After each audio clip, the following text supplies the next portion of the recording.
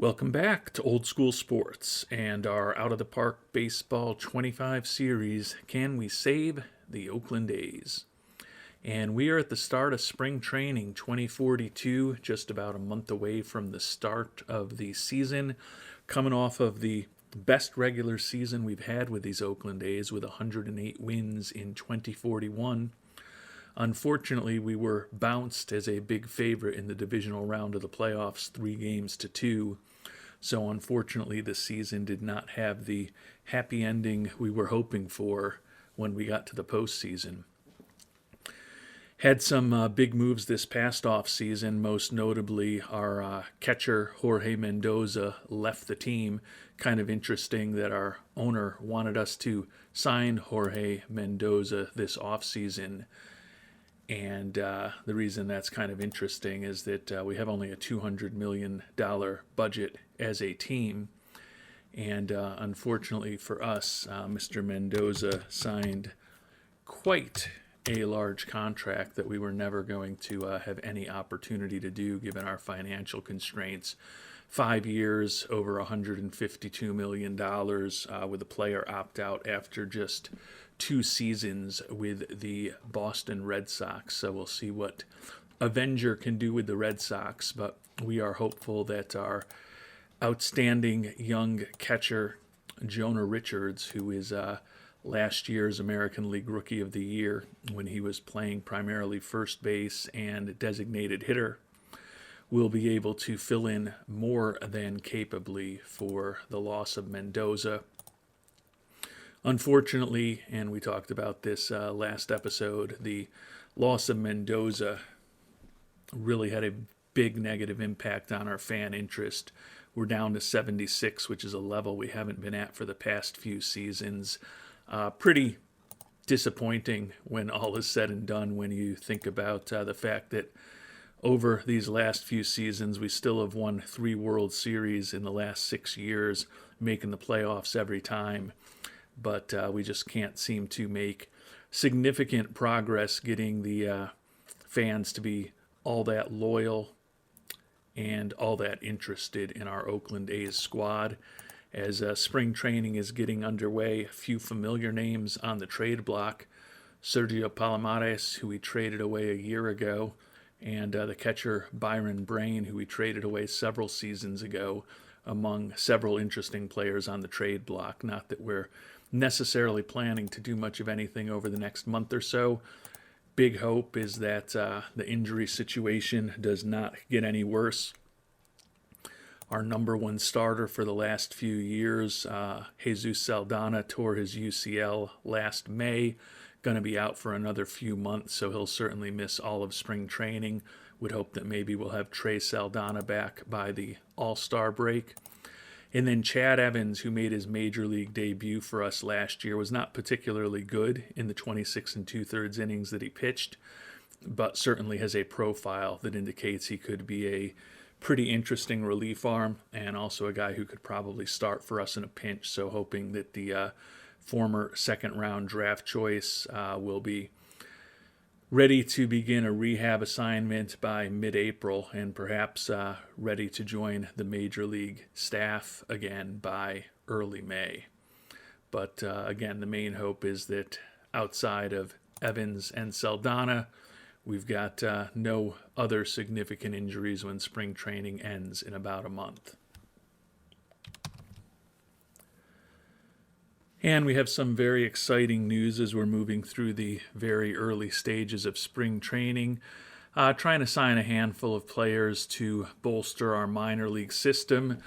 And we finally, after thinking about him for close to a decade in game time, have signed Jonathan Swampy Niswanger, the Purdue product that we looked at and thought about in the draft many years ago.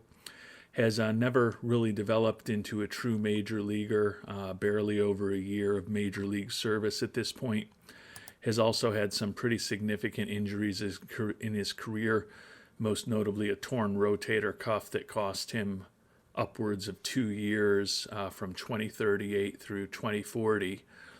So he has not pitched in the major leagues since that time with the Guardians 5 years ago in 2037. Presumably also got some service time while being on the injured list, it looks like. Don't really see that Swampy is a big-time major league prospect at this point, but he's smart, he's adaptable, not going to be a negative influence in our clubhouse, and at least we finally got him on board. I know there were a few fans of us connecting with a Purdue Boilermaker back when he was available in the draft. I want to say I think Paul West may have been one of them, but I could stand corrected on that. It was many months ago in real time, but Niswanger is now a farmhand at the age of 30 in the Oakland Athletics organization. And we've made it to the end of spring training, a pretty mediocre 13-14-1 record for our Oakland A's. Luis Godina was in regular season form after his brilliant first full year in the majors last year, though. Hit .360 with a 1.039 OPS. And last year's Cy Young Award winner, Federico Arriola, who stopped Steve Genus's American League streak of consecutive Cy Young Awards at 7, but then flamed out in the playoffs with an 0-2 record, or we were at least 0-2 in his 2 starts that he made for us in that 3-2 series loss to the White Sox in the divisional round. Didn't allow a run during spring training, and had 3 wins, so it looks like he is hopefully ready to continue the strong play that he had for us last season, and hopefully if we're fortunate enough to get to the postseason again this year, he'll be somewhat more effective than he was in 2041. And no real significant new injuries as we prepare to make some cuts and trim our roster from 55 players in spring training right now to the 26 who will head north. Jonah Richards has been dealing with a quad strain all spring. We finally officially put him on the shelf about a week ago. 3 days left till he's ready to go, so he should be good to go by opening day. And the pitching staff, another relatively minor injury. All we're dealing with is likely number 5 starter Dave Baumler, mild calf strain that he suffered yesterday, and he should be more than ready for the regular season as well.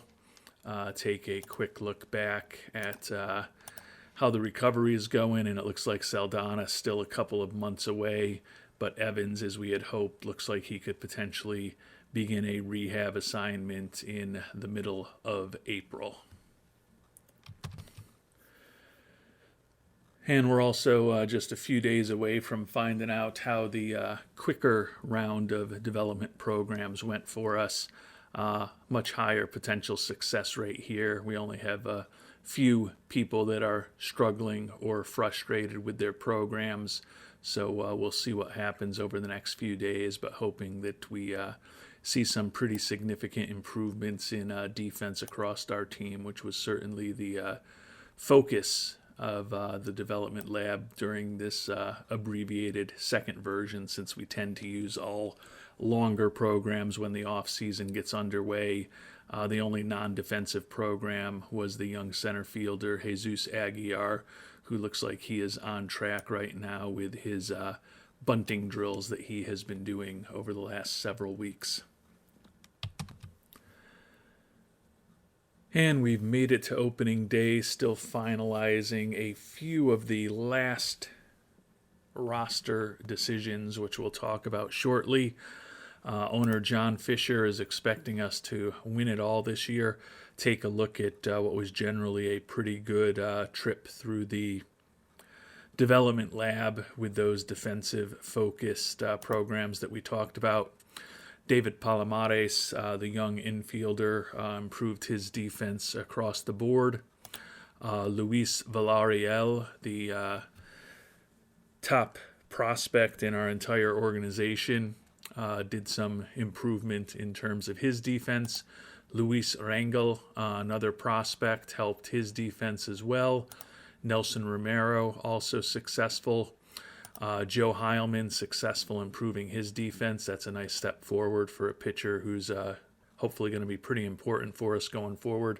Possibly will even become our closer this year. David Ibarra, unfortunately, did not improve his defense. Luis Covarrubias, you may remember this name, an outstanding result for him in the development lab for the young catcher. He is a guy who was an international free agent signing over 5 years ago at this point, still looking, particularly with the latest improvement, like an outstanding defensive catcher. Question his bat a little bit. Played 13 games in Double-A at the end of last year. That's where he'll be starting this season, but very likely that he'll be in Triple-A before the end of the year, and not inconceivable that he might get some major league experience this season. Devin Carrick, unfortunately a poor result for him, although no significant changes that we noticed for the prospect. No improvement for Greg Sockwell. You may remember Sockwell, a guy that we picked in the third round of the 2037 draft. Last year in Double-A ball, he was a bit above league average, and he'll be starting this year in Triple-A for us. Wilson Rangel, the young lefty reliever, successful with his defensive program. Juan Ramirez, who's still fighting for a potential roster spot, the young left-handed hitting outfielder, no improvement there. Bobby Surgener, one of the guys that we traded for this offseason, also fighting for a roster spot and making some significant improvements to his defense. Can't hurt his chances. Eric Keach also improved defensively. No improvement defensively for the two-way player Mike Homer. Jesus Aguiar was successful improving his bunting skill in general and his ability to bunt for hits. No improvement in center field for Bobby Armstrong. But then the last four programs, which were all involving major league infielders who will either be starting for us this year or potentially fighting for some starting time, and successful programs for Juan Pimentel, Chisin Iwata, Phil Swenson, and Amari Alcindor. So nice to see improvements from all of those players as we are going to be fighting hard to tighten up our infield defense this year. Can't really say we need to tighten it up because we had great defense last year, but with the departure of Alejandro Landin, longtime shortstop / second baseman for us this past off season, going to need a new shortstop this upcoming year, and hopefully those modest improvements in defense will make the decisions that we have to make a little bit easier for us, and most importantly result in better play on the field wherever those guys end up playing defensively. And we've gotten down to the final cut on our pitching staff, and the guy that we're going to send to the minors is David Ibarra, number 61 prospect in baseball. The 22-year-old was a guy that we had in the development lab this year, and unfortunately he not only did not improve his velocity in the improved velocity program, but he actually lost a little bit off of his movement and control. Hoping a little more seasoning in AAA will help him. He did only pitch 8 games in AAA at the end of last year and put up a 5.40 ERA. Just turned 22 years old less than 3 months ago, so still a guy who we have big hopes for, but we are going to send Ibarra down as our final cut to AAA Las Vegas. And so that means we've decided on the 13 pitchers who are coming north with us. Federico Arriola, after winning the Cy Young Award, back as our number 1 starter this year. Doug Weiss, in his final arbitration-eligible season, could be his last year with us here in Oakland. The now 30-year-old, hoping to have a bit of a bounce-back year. He led the American League with 21 wins a couple years ago. Only 10 wins last year as he missed a couple of months with injuries. Hopefully that won't repeat this year. The lefty Mike Blumenshine will slot in as our number 3 starter. Ernesto Comunez, coming off of an injury which cost him most of last year, going to get the shot to be our number 4. And then Mike Gallick, who we kept around this year, will be our number 5 starter. What that means is that Dave Baumler, who's been our number 5 starter because of his captain personality for the last few seasons, bounced to a long relief role. The reason why I did that is that he actually has lost the captain personality. So given that I don't think he is quite as good as the likes of Camunez and Gallick, if he had kept the captain personality, I would have kept him in the rotation. But unfortunately, it's faded away, at least for the time being. Maybe it'll show up again. We'll have to get him back in the rotation to really benefit from it. But for the time being, going to be a long reliever in our emergency starter. Lefty Luis Aguayo back as a specialist and middle reliever. The lefty that we traded for this past offseason, Bobby Surgener, going to be used as a middle reliever along with Eric Keach, right-hander, youngster who's come up through our organization. Setup men, the lefty Kevin Carmichael, the lefty Wilson Rangel, and the righty Jonathan Shearer. And then is noted the youngster Joe Heilman, 23 years old, did a nice job for us with a sub-3 ERA as a rookie last season, is going to get the first crack at using his brilliant fastball and his triple-digit fastball to see if he can put a stranglehold on the closer position for our Oakland Athletics here in 2042.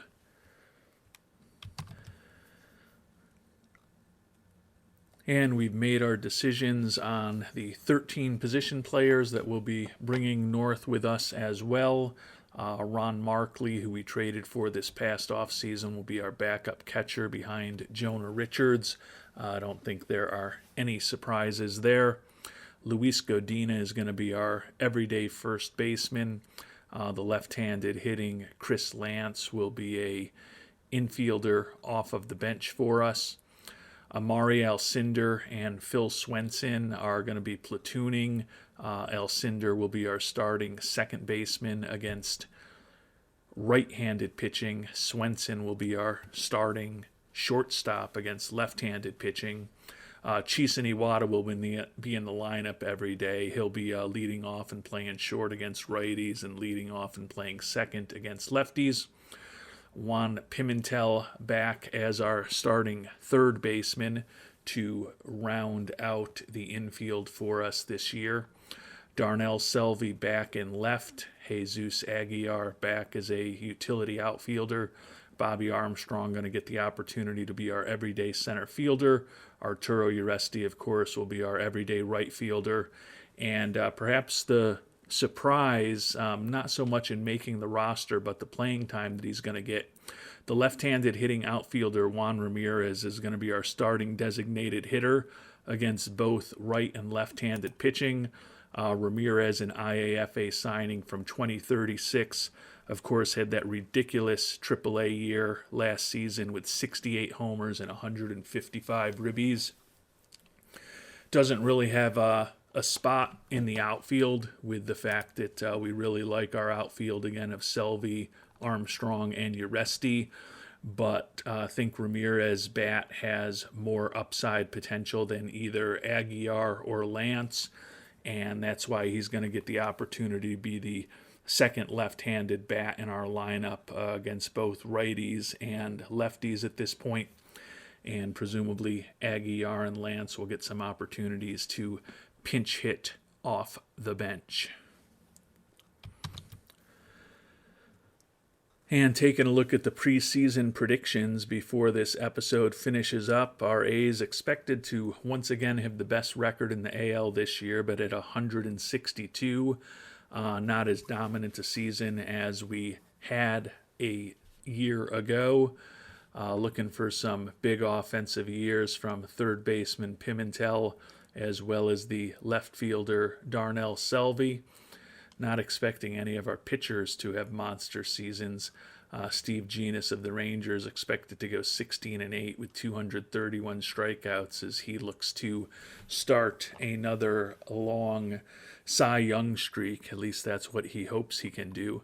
Over in the National League, the Brewers expected to be a 95-win team, the best of anybody in the senior circuit.